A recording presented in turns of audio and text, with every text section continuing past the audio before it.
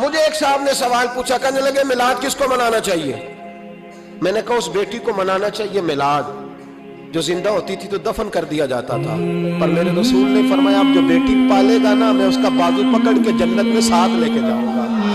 میں نے کہا میلاد اس ماں کو منانا چاہیے جس کا بیٹا گلے میں رسی ڈال کے ماں کو منڈی میں بیچ آتا تھا۔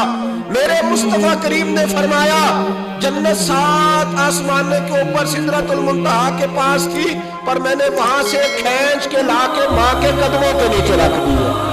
میلاد اس باپ کو منانا چاہیے جس کی اولاد ڈنڈوں سے مارتی تھی، پر رسول کریم علیہ السلام نے فرمایا سن لو سن لو سن لو، اب جس کا ابا راضی ہوگا اسی کا اللہ راضی ہوگا۔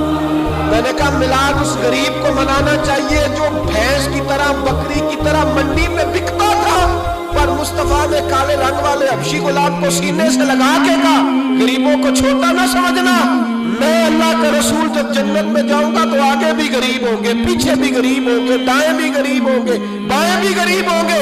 فرمایا امیر ویٹنگ لسٹ میں ہوں گے، 500 سال بعد جنت میں جائیں گے، غریبوں کے لیے جنت کے دروازے 500 سال پہلے ہی کھلوا دوں گا۔ اسے منانا چاہیے، میلاد منانا چاہیے۔